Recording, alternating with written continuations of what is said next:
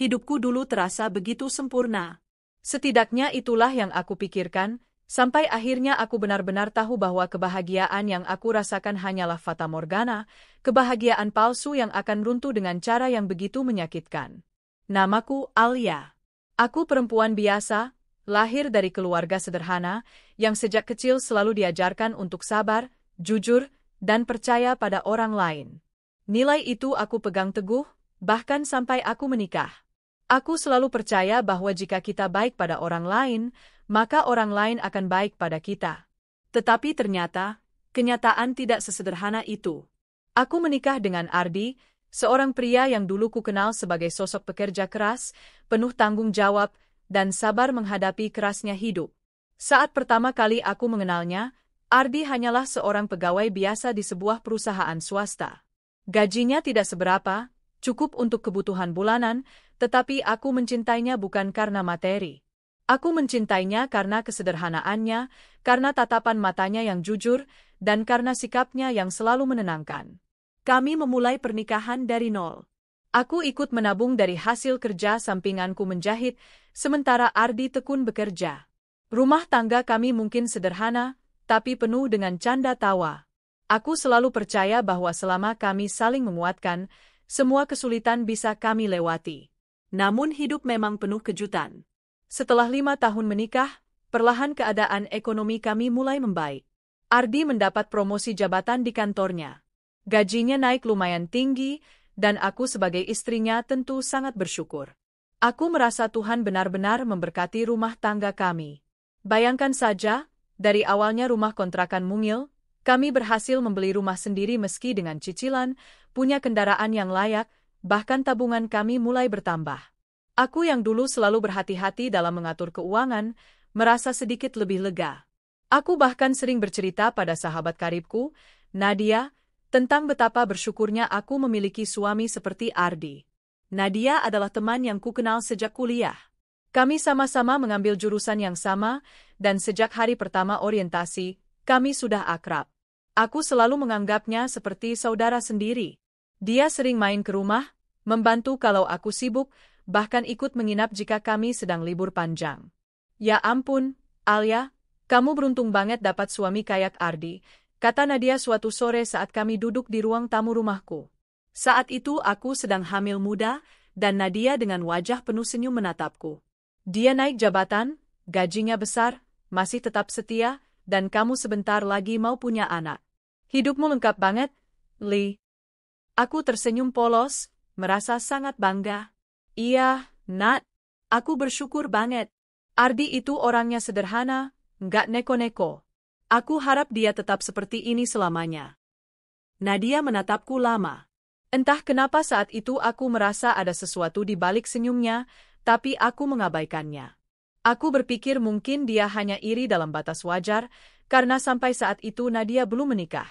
Hari-hari berjalan dengan rutinitas yang hampir sama. Ardi semakin sibuk dengan pekerjaan barunya. Pulangnya sering lebih malam, alasannya rapat atau kerjaan menumpuk. Aku, sebagai istri yang pengertian, selalu berusaha memaklumi. Aku bahkan menyiapkan makanan kesukaannya setiap ia pulang, meski aku sendiri sedang lelah hamil. Sayang, maaf ya pulang malam lagi. Kamu jangan capek-capek nunggu aku, kata Ardi suatu malam sambil mencium keningku. Aku tersenyum, meski mataku sebenarnya berat karena menunggu. Enggak apa-apa, Mas. Aku ngerti kok. Yang penting Mas jaga kesehatan. Malam itu aku merasa sangat bersyukur punya suami seperti Ardi. Tapi aku tak tahu bahwa semua ucapan manisnya hanyalah penenang sementara untuk menutupi sesuatu yang lebih gelap. Nadia makin sering datang ke rumah. Alasannya macam-macam. Kadang katanya dia suntuk di kosannya, kadang karena ada kerjaan di dekat rumahku, kadang sekadar bilang rindu padaku. Aku senang-senang saja. Toh aku pikir aku punya teman untuk berbagi cerita, apalagi di saat hamil aku sering merasa kesepian. Namun ada satu hal kecil yang mulai memusik pikiranku. Setiap kali Nadia pulang larut malam, ia selalu minta diantar oleh Ardi. Lee, aku takut pulang sendiri. Jam segini kan udah malam. Aku nebeng Ardi ya, biar dianterin ke kosanku, kata Nadia sambil pura-pura cemberut. Awalnya aku mengangguk tanpa berpikir panjang. Iya, enggak apa-apa. Mas, tolong anterin Nadia ya. Ardi pun mengangguk, seolah itu hal biasa. Tapi makin lama, kebiasaan itu jadi sering terjadi. Hampir setiap Nadia main dan pulang malam, Ardi selalu yang mengantarnya. Aku sempat merasa agak canggung, tapi aku menepis pikiran buruk. Aku tidak pernah menduga bahwa sebenarnya itulah celah yang digunakan oleh mereka untuk menjalin hubungan terlarang. Saat usia kandunganku memasuki 7 bulan, aku merasa semakin emosional. Hormon kehamilan membuatku lebih peka, lebih mudah menangis, dan kadang mudah cemas. Di saat-saat itu, aku berharap Ardi lebih banyak di rumah. Tapi justru sebaliknya, dia makin jarang menghabiskan waktu bersamaku. Mas, kamu sibuk banget ya akhir-akhir ini. Aku kangen ngobrol sama kamu, kataku suatu malam dengan nada manja. Ardi hanya tersenyum tipis. Iya, sayang, maaf ya. Kerjaan lagi padat banget.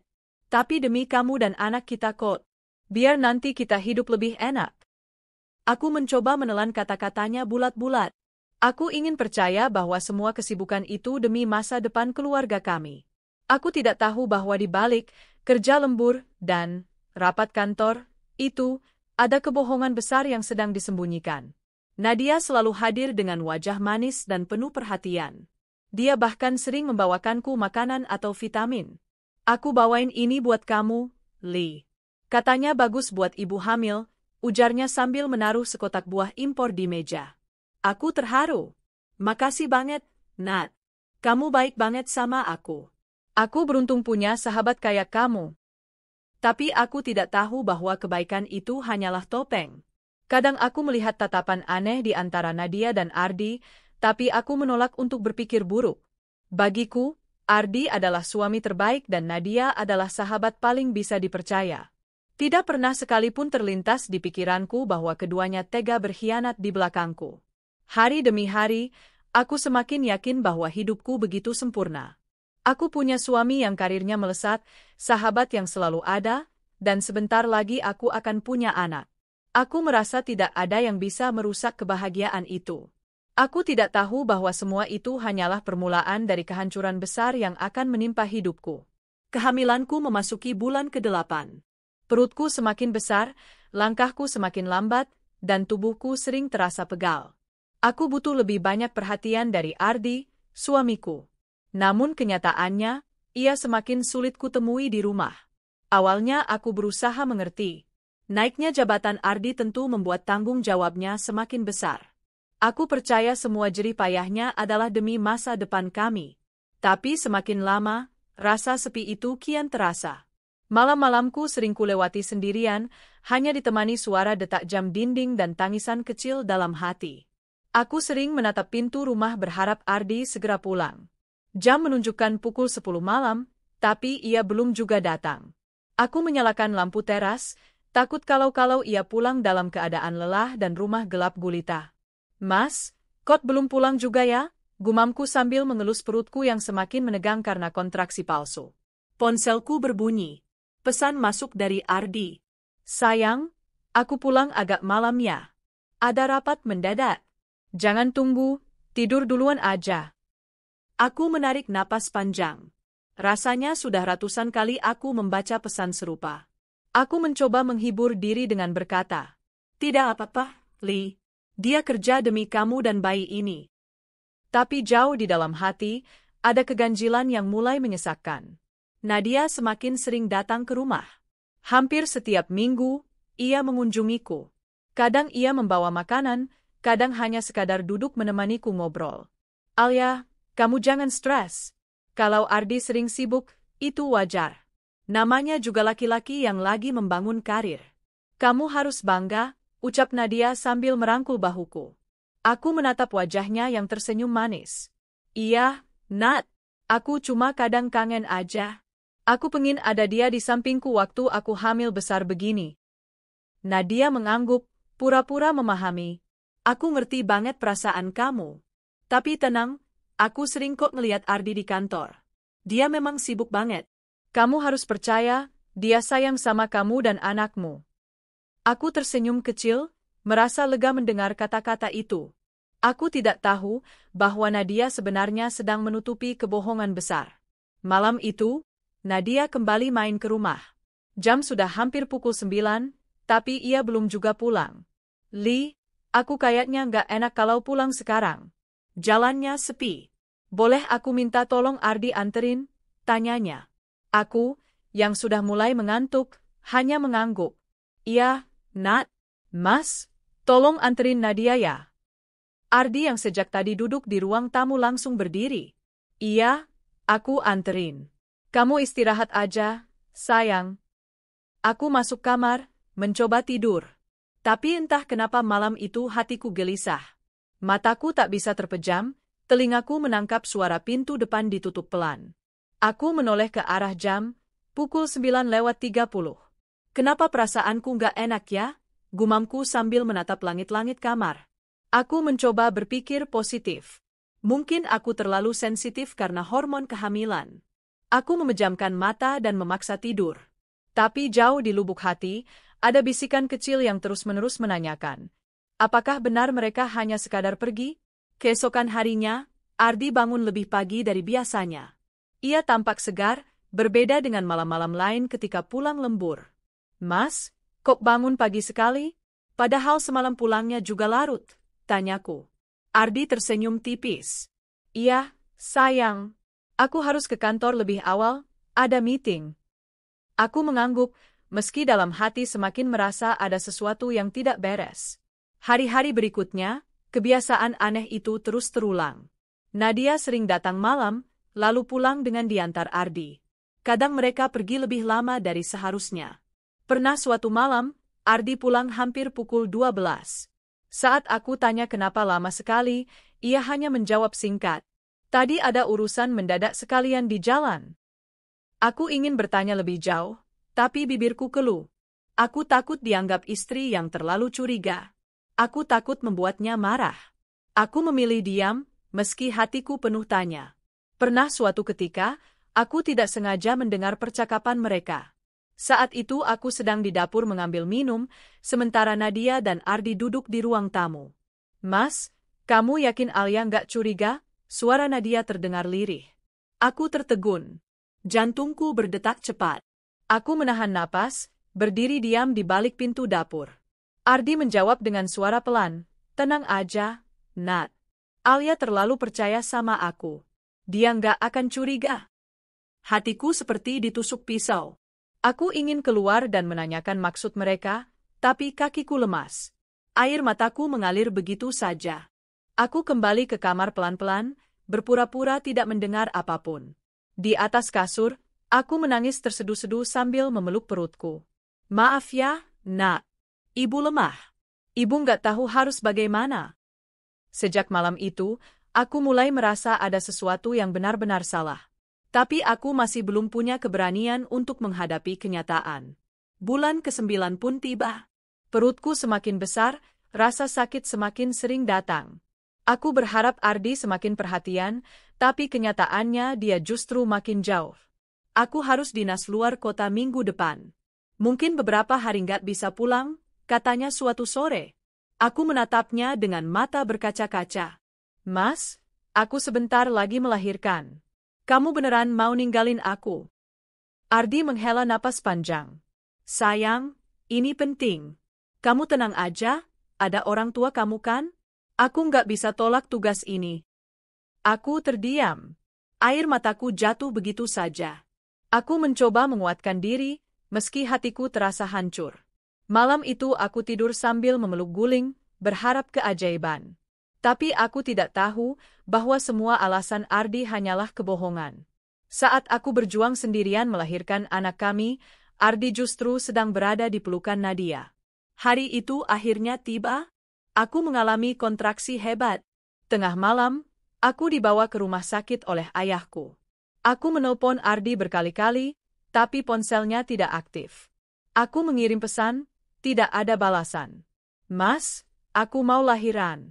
Tolong datang, tulisku sambil menangis menahan sakit. Tidak ada jawaban. Di ruang bersalin, aku berjuang sendirian. Aku menggenggam erat tangan ibuku, keringat bercucuran, dan air mataku bercampur dengan darah yang mengalir. Aku berharap Ardi ada di sampingku, tapi kenyataannya aku sendirian. Ketika akhirnya bayiku lahir, tangisnya menggema memenuhi ruangan. Aku menangis sejadi-jadinya, bukan hanya karena lega, tapi juga karena hancur. Aku merasa dikhianati. Ardi baru menelpon esok harinya, suaranya datar. Maaf, sayang. Aku nggak bisa datang. Aku lagi dinas luar kota. Gimana? Anak kita sehat? Aku menggertakkan gigi. Aku ingin berteriak, tapi aku terlalu lemah. Aku hanya menjawab lirih, iya, sehat. Aku tidak tahu bahwa pada saat yang sama, Ardi sedang berada bersama Nadia, wanita yang selama ini kusebut sahabat. Tangisan bayi mungilku masih terngiang di telingaku. Malam itu, di ruang bersalin, aku merasakan dua hal yang saling bertentangan. Kebahagiaan luar biasa karena anakku lahir dengan selamat, dan kehancuran mendalam karena Ardi, suamiku, tidak ada di sisiku. Kupandangi wajah kecil itu, kulitnya masih memerah, matanya terpejam rapat. Aku meneteskan air mata, mencium keningnya dengan bibir gemetar. Nak, maaf ya, ayahmu nggak ada di sini. Tapi jangan khawatir, kamu punya ibu. Ibu akan selalu ada buatmu. Ibuku yang duduk di kursi samping ranjang menatapku penuh iba. Ia tidak berkata apa-apa, hanya mengelus lenganku pelan. Ayahku berdiri dengan wajah tegang, menahan amarah. Mereka tahu aku hancur, tapi tak ada satupun kata yang bisa memperbaiki rasa sakitku. Keesokan paginya, aku mencoba kembali menelpon Ardi. Kali ini ponselnya aktif. Suaranya terdengar tenang, terlalu tenang untuk seorang ayah yang baru saja memiliki anak. Sayang, maaf banget aku nggak bisa datang. Aku lagi dinas luar kota, kerjaan nggak bisa ditinggal. Kamu kuat ya? Bayinya sehat kan? Aku terdiam. Ingin rasanya aku menjerit, kenapa kamu tega meninggalkan aku di saat paling penting dalam hidup kita? Tapi yang keluar hanya suara lirih. Iya, sehat? Ardi hanya menjawab singkat, syukurlah. Aku usahakan pulang secepatnya. Lalu sambungan telepon berakhir. Air mataku jatuh lagi. Aku merasa seperti seorang istri yang tidak dianggap. Beberapa hari kemudian, aku baru mengetahui kebenaran yang lebih pahit.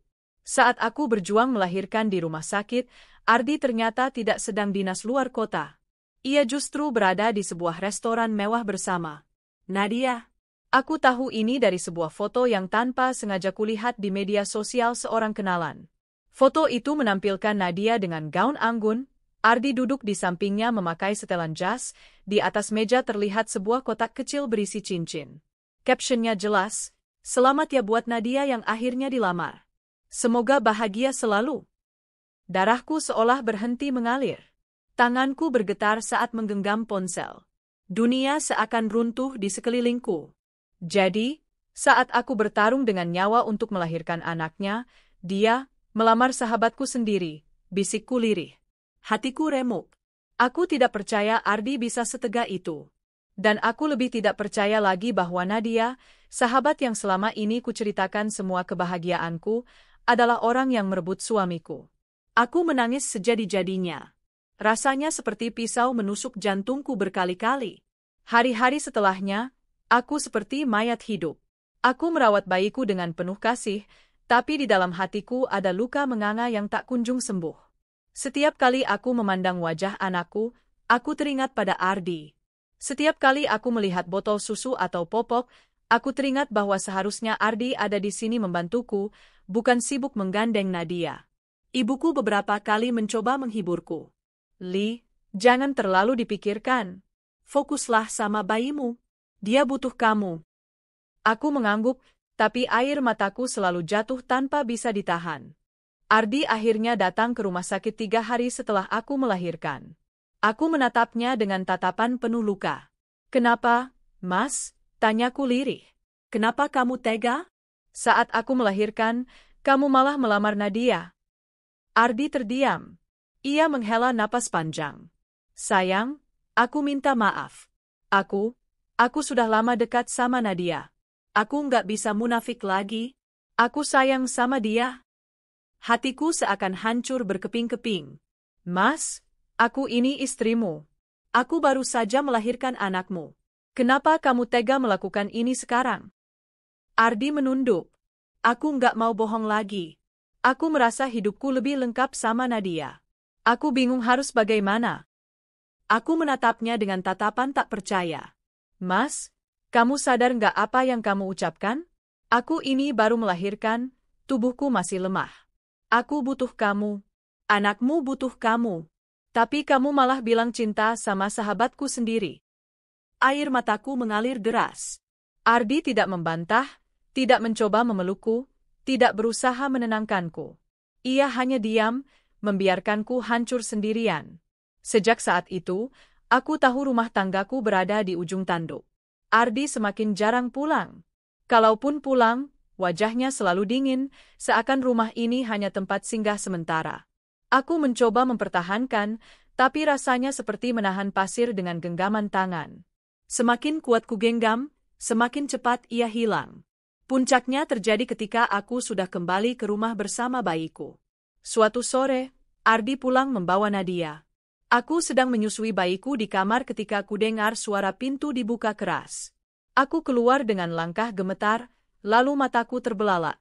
Ardi berdiri di ruang tamu, dan di sampingnya Nadia, wanita yang dulu kupanggil sahabat, kini menjadi musuh terbesarku.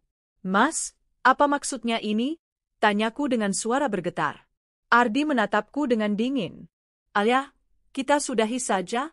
Aku sudah memutuskan untuk hidup dengan Nadia. Kamu keluar dari rumah ini. Darahku seperti mendidih. Apa? Mas, aku baru melahirkan. Aku masih lemah. Ini rumahku juga, rumah kita. Kamu tega mengusir aku dan bayimu sendiri. Ardi tak bergeming. Aku serius, Li. Aku mau hidup baru sama Nadia. Kamu boleh bawa bayimu, tapi jangan bawa barang apapun. Tinggalkan semua. Aku terdiam. Tubuhku gemetar hebat. Aku menatap Nadia, berharap ada sedikit rasa iba darinya. Tapi ia hanya tersenyum sinis, matanya penuh kemenangan. Maaf ya, Li, katanya dengan nada merendahkan. Aku dan Ardi memang sudah saling mencintai. Kamu kan masih muda, kamu bisa hidup sendiri dengan bayimu. Jangan ganggu kebahagiaan kami. Air mataku jatuh tanpa henti. Aku merasa seluruh dunia menertawaiku. Ardi mendorong koper kecil ke arahku. Ambil tas bayi, susu sebotol, dan pergi sekarang juga. Aku terisak. Mas, kamu benar-benar tega. Kamu lebih memilih wanita ini daripada anakmu sendiri. Ardi tidak menjawab. Ia hanya menoleh ke Nadia, lalu menggenggam tangannya. Mereka berdiri berdampingan, seolah aku hanyalah orang asing. Dengan langkah gontai, aku mengambil bayiku, memasukkan beberapa pakaian kecil ke dalam tas, lalu berjalan keluar. Air mataku menetes di pipi bayiku. Maafkan ibu, nak. Ibu gagal mempertahankan rumah ini. Tapi ibu janji, ibu akan berjuang buatmu. Di belakangku, ku dengar suara tawa kecil Nadia. Suara itu akan selalu membekas di telingaku, menjadi pengingat betapa jahatnya pengkhianatan orang terdekat. Hari itu, aku resmi terusir dari rumahku sendiri. Aku berdiri terpaku di depan rumah yang dulu kusebut sebagai istana kecilku. Rumah yang kubangun bersama Ardi dari nol, dengan keringat, doa, dan air mata. Kini rumah itu bukan lagi milikku. Kini rumah itu menjadi tempat di mana aku diusir bersama bayiku yang baru beberapa hari lahir. Di tanganku, bayi mungilku menangis pelan. Tubuhnya hangat, napasnya terengah, dan tangisannya menusuk hati. Sementara aku hanya membawa sebuah tas bayi kecil berisi beberapa popok, selimut tipis, dan sebotol susu. Semua hartaku yang lain harus kutinggalkan. Pintu rumah tertutup keras di belakangku. Suara pintu itu seakan menjadi tanda berakhirnya sebuah babak dalam hidupku. Aku menoleh sebentar, berharap Ardi akan berubah pikiran, berlari mengejarku, meminta maaf, dan memelukku. Tapi yang kulihat hanyalah bayangan dari jendela. Ardi duduk di sofa, sementara Nadia, teman yang dulu kupanggil sahabat, tersenyum puas di sampingnya. Air mataku mengalir deras. Tega banget kalian, bisikku lirih. Malam itu, aku berjalan gontai di jalanan sepi. Bayiku kugendong dengan kain seadanya. Angin malam menusuk kulitku, dinginnya terasa sampai ke tulang. Perutku masih terasa sakit akibat jahitan pasca melahirkan, tubuhku lemah, tapi aku tidak punya pilihan. Aku harus pulang ke rumah orang tuaku. Sepanjang perjalanan, aku hanya bisa menangis. Air mataku jatuh ke pipi bayiku. Nak, maafkan ibu. Ibu nggak bisa mempertahankan rumah kita.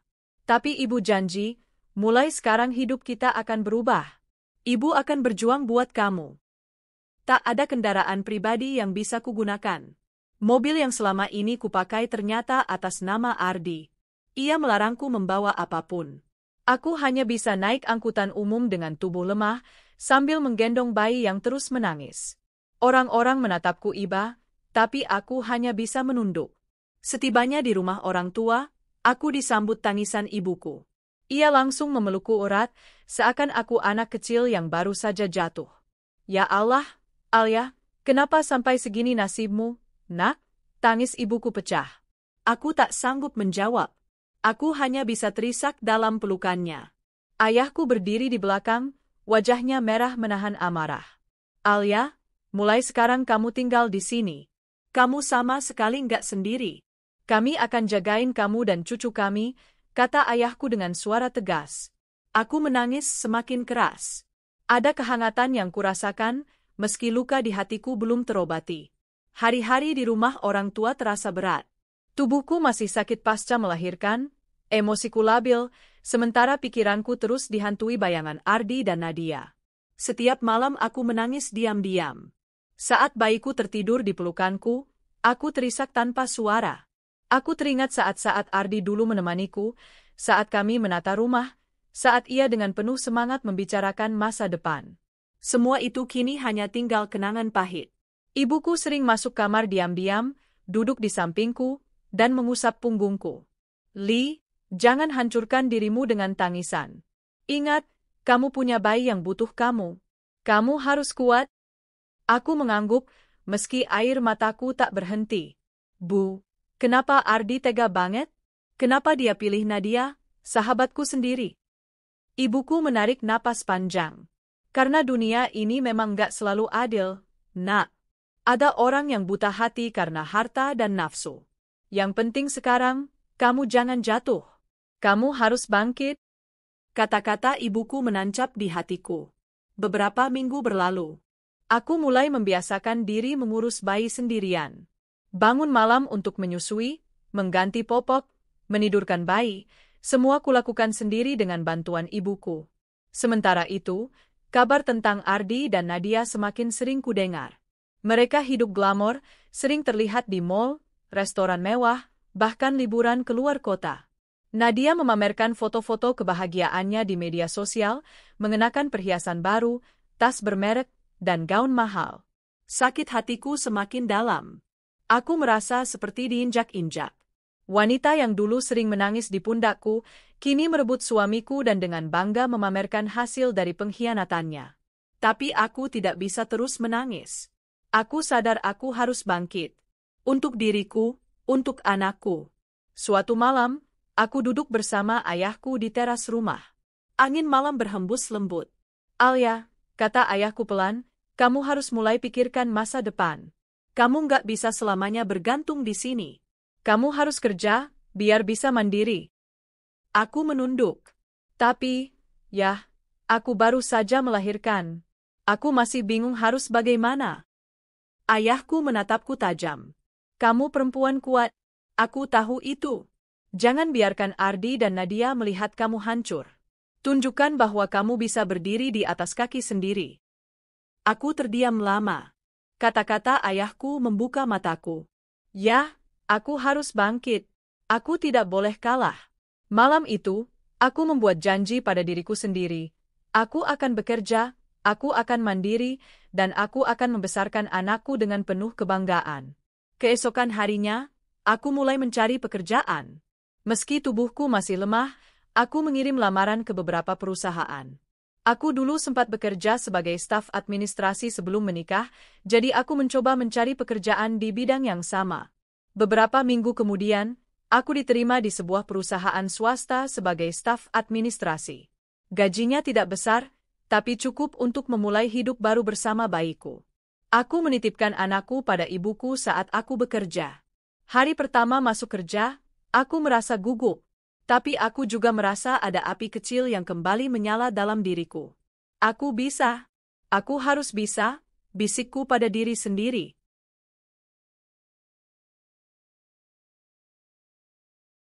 Sementara itu, kehidupan Ardi dan Nadia tampak semakin mewah. Aku mendengar dari teman-temanku bahwa Ardi jarang pulang ke rumah karena katanya merasa tidak nyaman dengan tangisan bayi. Bayiku, anaknya sendiri. Aku menggertakkan gigi setiap kali mendengar kabar itu. Ternyata benar, dia lebih memilih hidup dengan Nadia daripada bersama darah dagingnya sendiri. Sakit, tapi juga membuatku semakin yakin, aku tidak boleh lagi menaruh harapan pada Ardi. Malam itu, setelah menidurkan bayiku, aku menatap ke arah jendela. Bulan bersinar terang, seakan memberiku kekuatan baru. Aku mungkin sudah diusir, dihina, dan dikhianati. Tapi aku janji, suatu hari nanti, aku akan berdiri lebih tinggi dari mereka. Aku akan membuktikan bahwa aku bisa hidup lebih baik tanpa Ardi dan Nadia. Aku akan balas semua ini dengan caraku sendiri. Aku mengusap kepala bayiku dengan lembut. Nak, mulai sekarang kita jalan berdua. Ibu janji, kita nggak akan kalah. Dan malam itu, untuk pertama kalinya sejak lama, aku merasa ada sedikit kekuatan yang tumbuh di dalam hatiku. Luka itu masih ada, tapi di balik luka, ada tekad yang mulai tumbuh. Aku tahu jalan ke depan tidak mudah. Tapi aku juga tahu, aku tidak akan menyerah. Hari-hari kerjaku di perusahaan baru terasa melelahkan, tapi juga memberikan secercah harapan. Setiap pagi aku menitipkan bayiku pada ibu, lalu berangkat ke kantor dengan hati penuh tekad. Aku ingin membuktikan bahwa aku bisa mandiri tanpa bantuan Ardi. Awalnya, aku canggung. Dunia kerja sudah lama kutinggalkan sejak menikah. Tapi perlahan, aku menyesuaikan diri. Aku belajar kembali tentang administrasi, laporan keuangan sederhana, hingga manajemen arsip. Rekan kerjaku ramah, dan atasanku, Pak Reza, selalu memberikan arahan yang sabar. Bu Alia, hasil kerja Anda rapi. Terus pertahankannya, kata Pak Reza suatu hari. Aku tersenyum kecil. Terima kasih, Pak. Saya akan berusaha lebih baik lagi. Pujian kecil itu menjadi dorongan besar bagiku. Di rumah, malam-malamku tetap panjang. Bayiku sering rewel, membuatku kurang tidur. Tapi anehnya, aku tidak merasa lelah. Justru setiap kali menatap wajah mungilnya, aku merasa punya kekuatan baru. Nak, kamu alasan ibu kuat. Kamu alasan ibu bertahan, bisikku setiap kali menimangnya. Namun, di balik semua usahaku untuk bangkit, bayangan Ardi dan Nadia selalu menghantui. Media sosial penuh dengan foto-foto mereka. Nadia dengan tas mewah, Ardi dengan jas elegan. Mereka sering mengunggah momen liburan, makan malam romantis, atau pesta dengan teman-teman baru mereka. Aku menggertakkan gigi setiap kali melihatnya. Aku ingat jelas bagaimana dulu aku bercerita pada Nadia tentang kenaikan jabatan Ardi, tentang gaji besar yang ia dapatkan. Ternyata cerita polos itu justru menjadi jalan bagi Nadia untuk merusak rumah tanggaku. Kamu pikir kamu sudah menang, Nadia? Bisikku pada layar ponsel. Tunggu saja. Aku akan ambil kembali semua yang jadi hakku. Suatu malam, saat aku sedang membereskan lemari, aku menemukan map biru tua berisi dokumen lama. Jantungku berdetak kencang ketika ku buka. Di dalamnya ada surat perjanjian pranikah yang dulu sempat kami buat atas saran ayahku. Isinya jelas, jika kami dikaruniai anak, maka seluruh aset rumah tangga, rumah, tanah, dan harta yang ada atas nama bersama akan otomatis menjadi hakku dan anakku. Aku membaca berulang-ulang isi dokumen itu. Tanganku bergetar, tapi bibirku tersenyum. Ini jalanku. Aku segera menemui ayahku. Yah, lihat ini, kataku sambil menyerahkan dokumen itu. Ayahku membaca dengan seksama. Wajahnya berubah serius. Alia, ini bisa jadi senjata kita? Ardi dan Nadia tidak tahu, kan? Aku menggeleng. Tidak, yah. Mereka pasti lupa. Aku pun hampir lupa, sampai tadi. Ayahku tersenyum tipis. Bagus. Kalau begitu, kita urus secara hukum. Biarkan mereka merasakan akibatnya.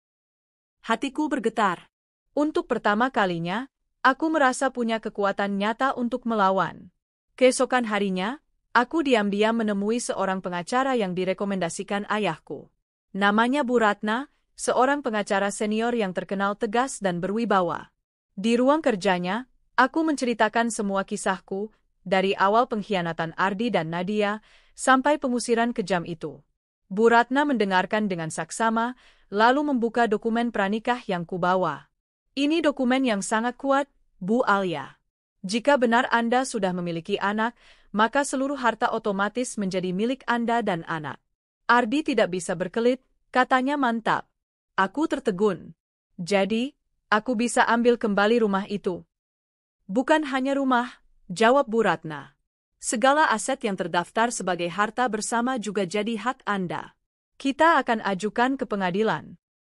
Hatiku berdebar.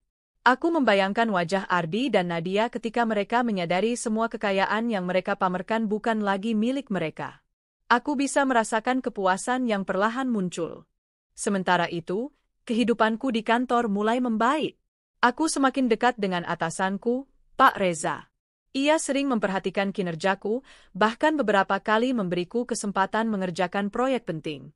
Bu Alia, saya lihat Anda punya potensi.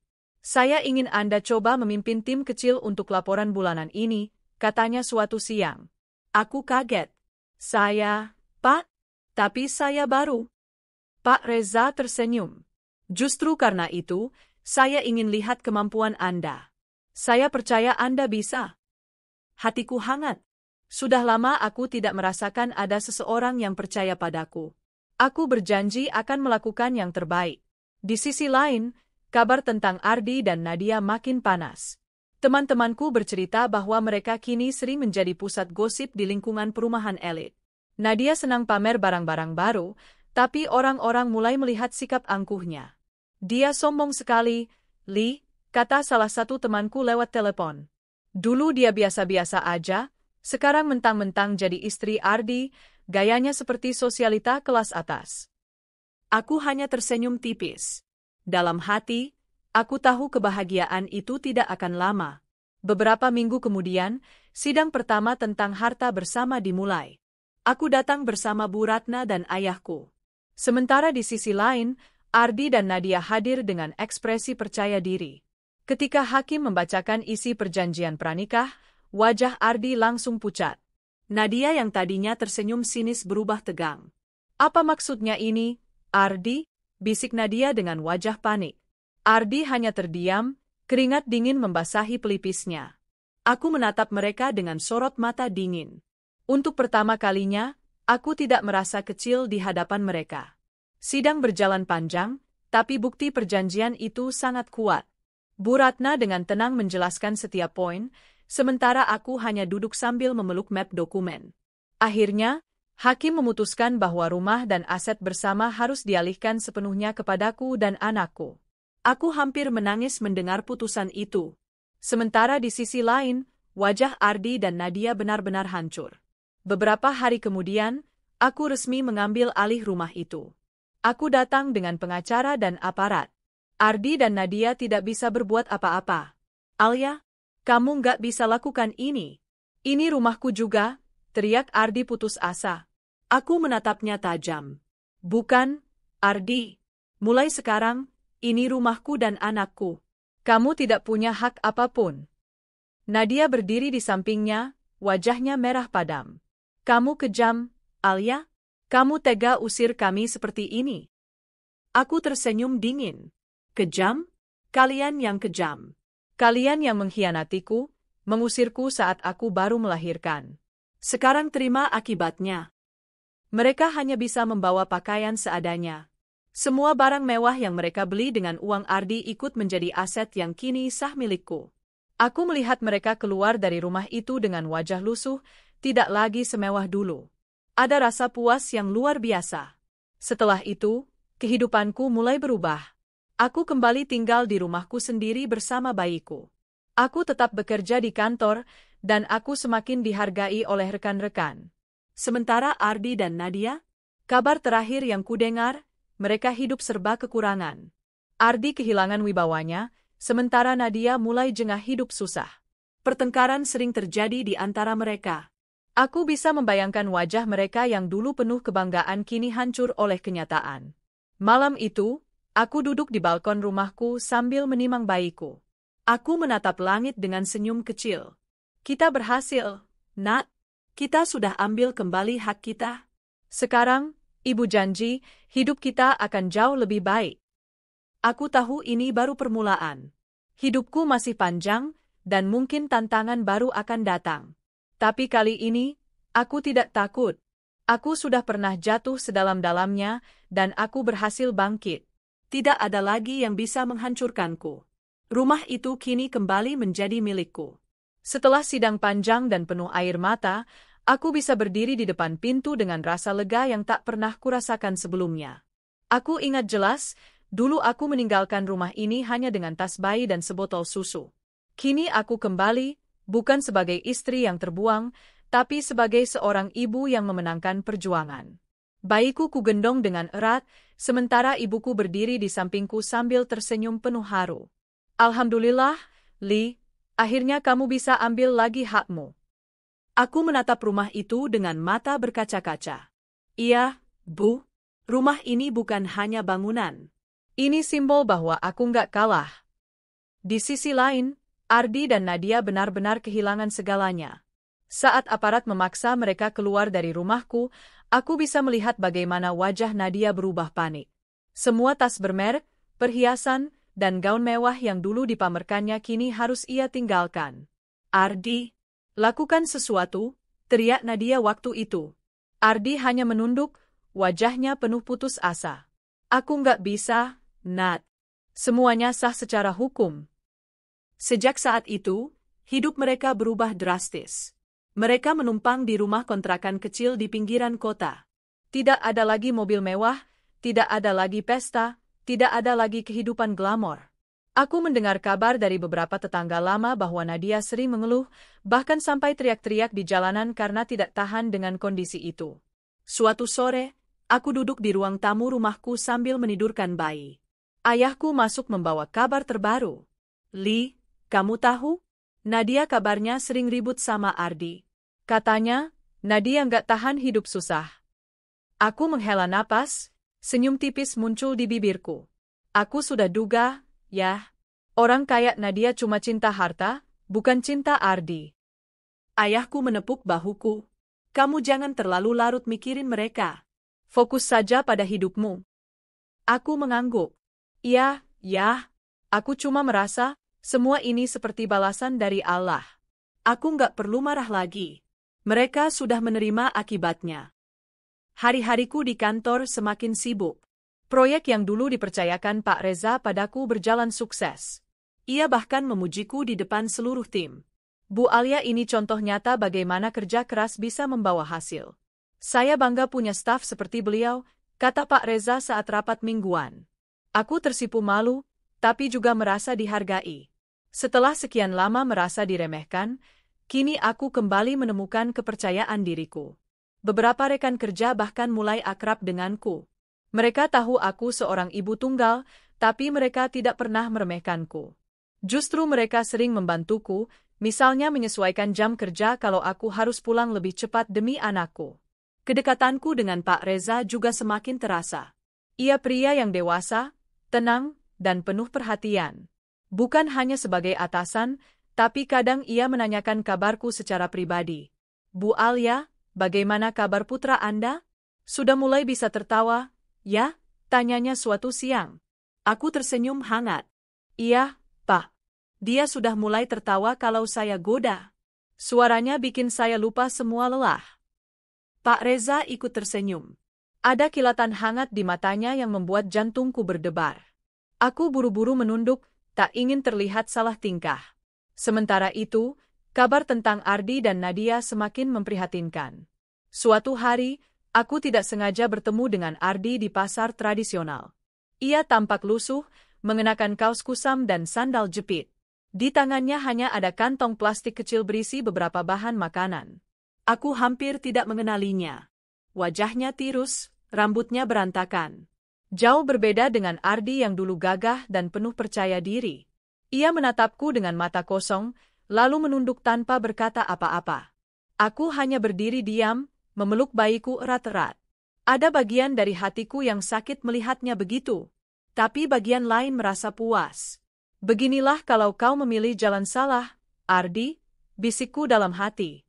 Beberapa minggu kemudian, gosip baru tersebar, Nadia meninggalkan Ardi. Aku mendengar kabar itu dari seorang teman lama. Li, kamu tahu nggak?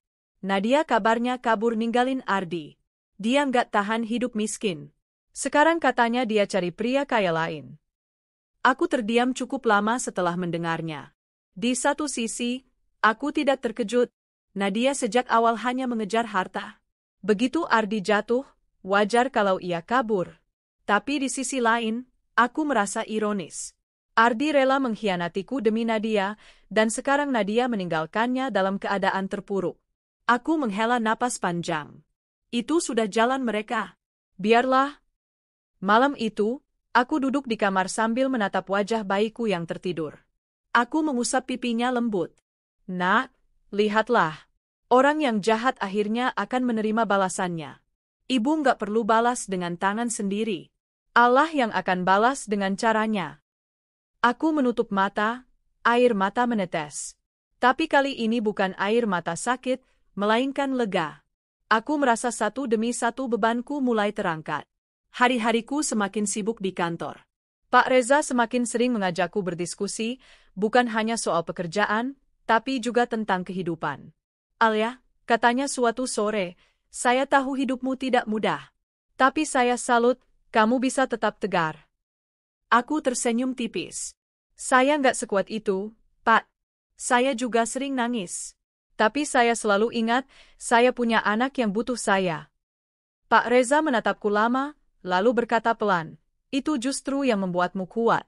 Kamu bisa jatuh, tapi kamu selalu bangkit lagi. Itu kualitas yang jarang dimiliki orang. Jantungku berdebar lagi. Ada sesuatu dalam tatapannya yang berbeda. Aku buru-buru mengalihkan pandangan, pura-pura sibuk dengan dokumen di meja. Sementara itu, kabar terbaru tentang Ardi semakin mengenaskan. Ia kehilangan pekerjaannya karena kinerjanya menurun drastis. Tanpa Nadia di sisinya, ia benar-benar hidup sendirian. Aku mendengar ia beberapa kali mencoba menghubungiku, tapi aku tidak pernah merespons. Nomornya sudah kublokir sejak lama. Aku tidak ingin membuka pintu untuk masa lalu yang hanya membawa luka. Aku sudah cukup menderita karena kamu, Ardi, bisikku suatu malam. Aku nggak akan biarkan kamu hancurkan hidupku lagi.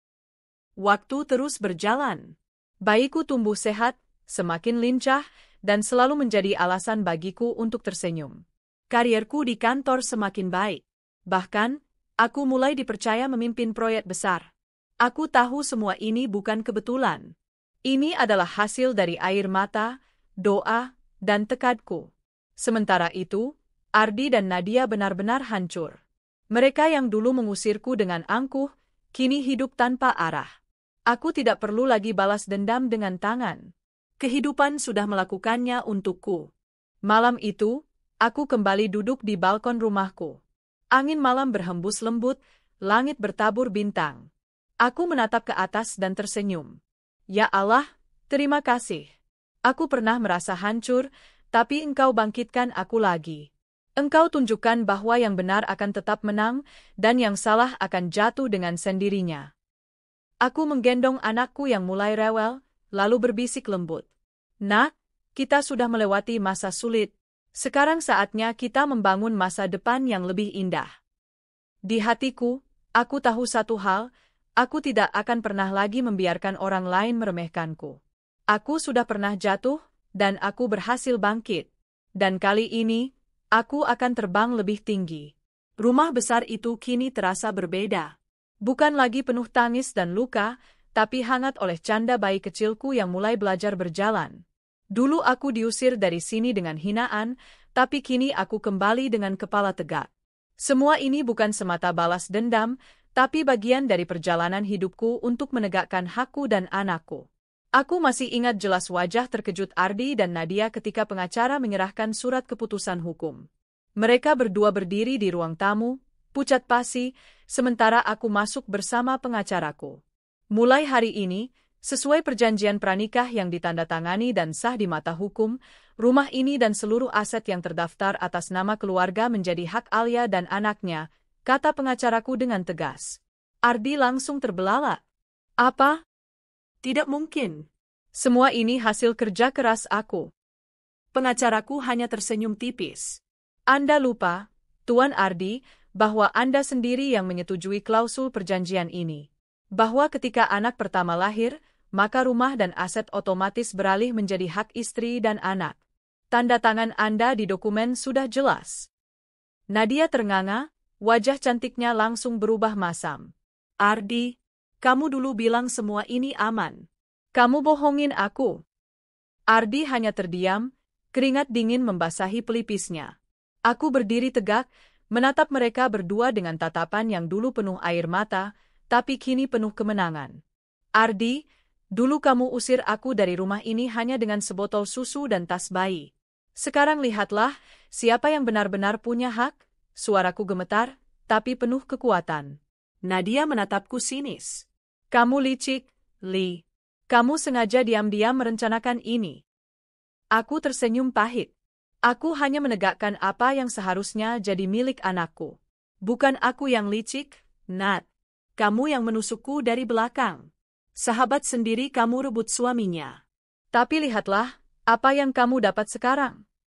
Wajah Nadia merah padam. Ia berbalik ke arah Ardi. Jadi semua janji kamu palsu? Kamu bohongin aku? Katanya rumah ini milik kamu seutuhnya, katanya aku bakal hidup nyaman jadi nyonya besar. Ardi hanya bisa menunduk. Aku nggak nyangka bakal begini. Nadia langsung melempar tasnya ke lantai. Kamu pecundang, Ardi. Aku salah pilih lelaki. Tanpa menunggu, Nadia pergi dengan langkah kasar, meninggalkan Ardi yang terduduk lemas di sofa.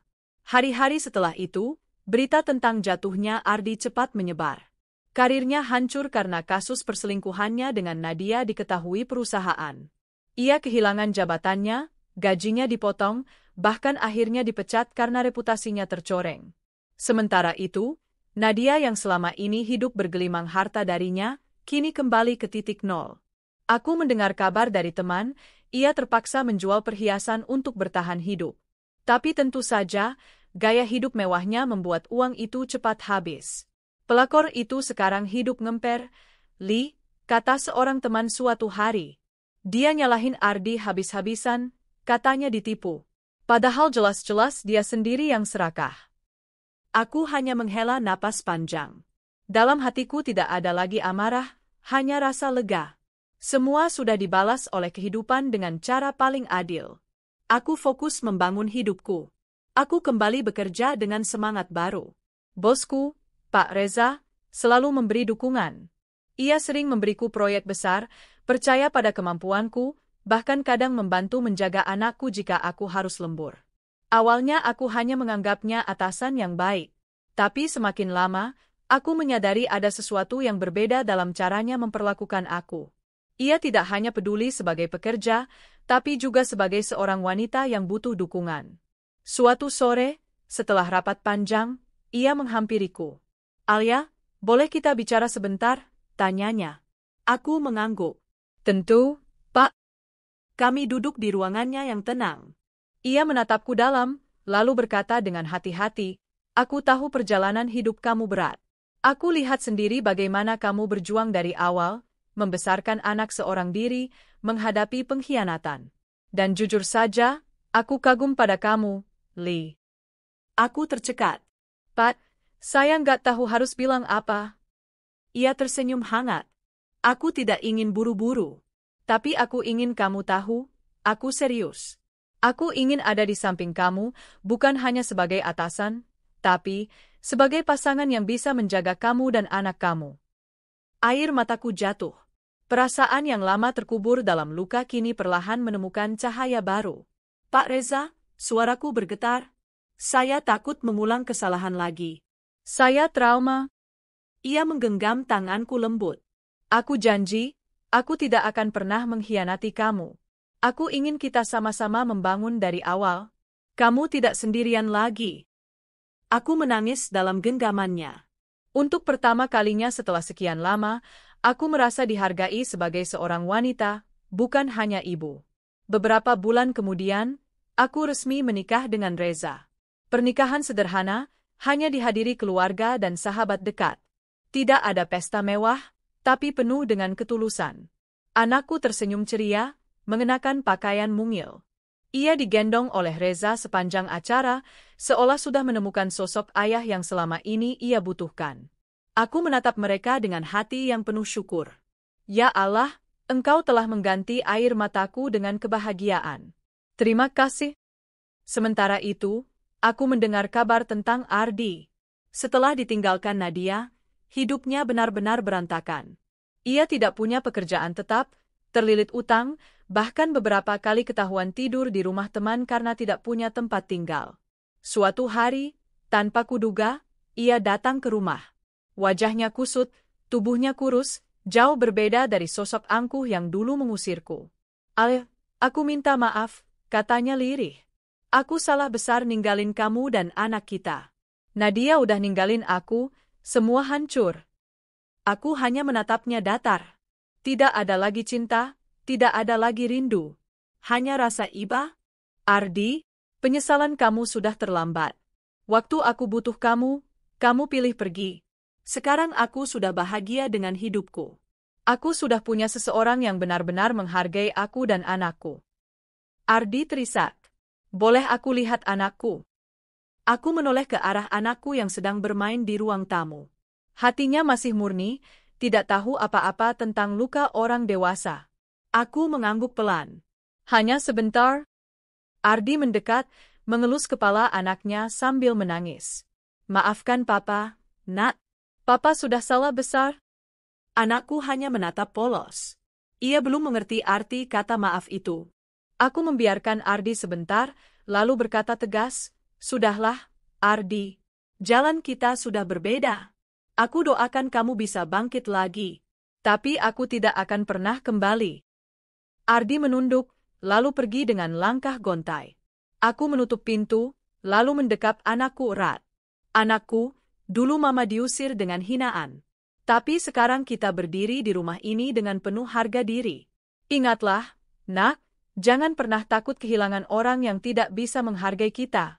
Karena Allah selalu punya rencana indah. Air mataku jatuh, tapi kali ini bukan air mata luka. Ini adalah air mata kemenangan. Malam itu aku duduk di balkon rumah besar yang dulu pernah menjadi saksi deritaku. Angin berhembus lembut, membawa aroma bunga Kamboja dari halaman. Di pangkuanku, anakku tertidur pulas setelah seharian bermain. Dari dalam rumah, kudengar suara Reza sedang menyiapkan teh hangat untukku. Aku tersenyum. Rasanya seperti mimpi. Dulu aku pernah keluar dari rumah ini dengan hanya membawa tas bayi dan sebotol susu, diusir oleh suamiku sendiri demi seorang wanita yang kusebut sahabat. Tapi kini, aku duduk kembali di rumah yang sama, bukan sebagai istri yang terhina, melainkan sebagai wanita yang menang. Waktu memang penyembuh paling ampuh. Luka yang dulu membuatku hampir gila, kini hanya tinggal kenangan yang membentukku jadi lebih kuat.